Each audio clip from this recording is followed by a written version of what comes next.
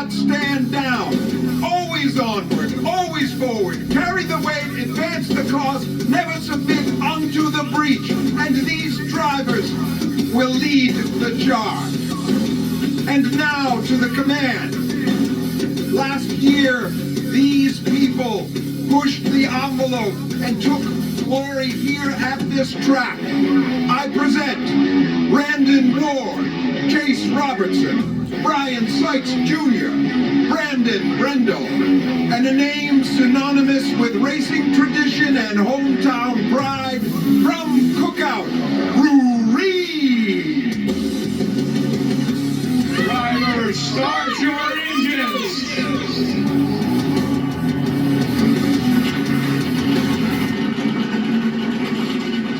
I heard the crowd over the music.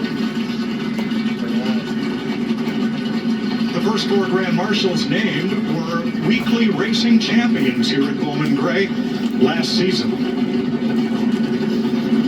So here's your starting lineup. The top 20 were set in time trials, group qualifying here in the third round of practice. Hendrick Motorsports on the front row, Joe Gibbs Racing the next four positions. The first Ford is Chris Buescher there. He's in the 8th position. Defending race winner Chase Elliott will start back in 11th.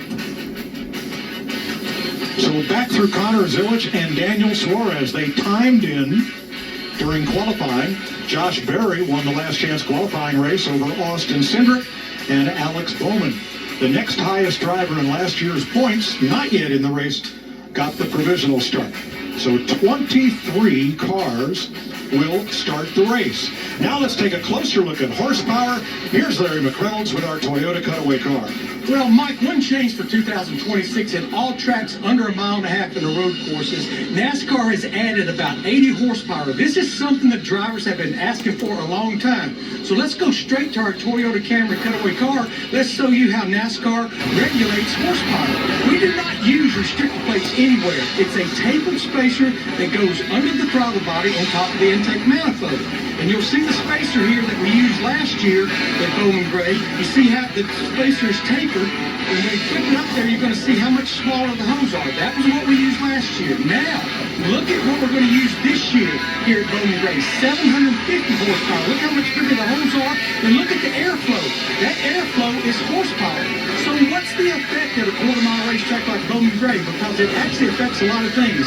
Over 5 miles per hour faster at the end of the straightaway, over 200 RPMs. And the big deal, guys, is 100 plus pounds of brake pressure more. And that will even grow in traffic. So as you see, more horsepower affects a lot of things. And what that brake pressure does is build temperature in those tires. And what's that do, Kevin? Well, it keeps the car from turning. And the other thing, as you see how low that tire is on Christopher Bell's car right there, they set those air pressures really low. But with that extra horsepower, you've got wheel spin, you've got more speed down the straightaway, you've got more brake pressure. All that builds heat in the tires. So we saw the fall off in the last chance qualifying race of about almost 1 second. So what's that going to be like tonight going 100 laps?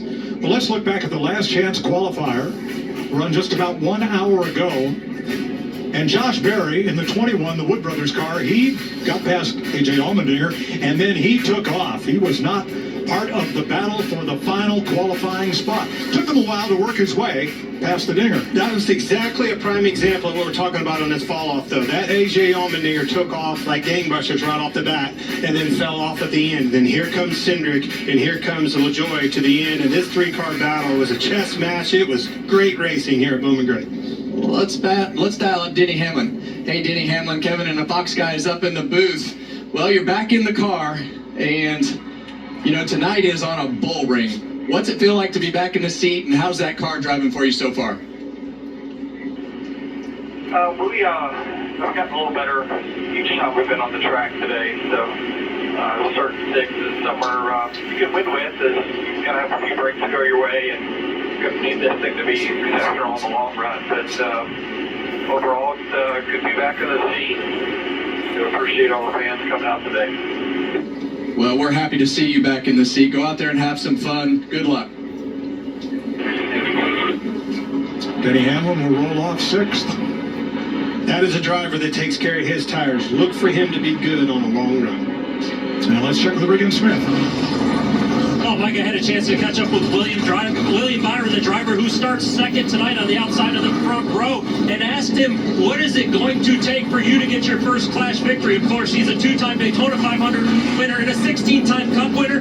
He said it is going to take some patience and tire management, the same thing that we have been hearing from everybody so far tonight. He did make mention, though, of something that kind of perked my ear a little bit. He said, keep an eye out for guys that maybe you wouldn't always expect to be up front here, possibly finding their way towards the front with the tire management being a factor in this race. I thought that was very interesting, something we can watch out for later on tonight. There's Regan looking like he's from upstate New York, because he is. And it has been as snowy here as he remembers from his days in Syracuse. We had 3 inches of heavy snow, and that caused a postponement in this event. Then we got 8 inches of fluffy snow. I'm from Connecticut. I've never moved snow with a leaf blower until Monday, but I did, and they did here.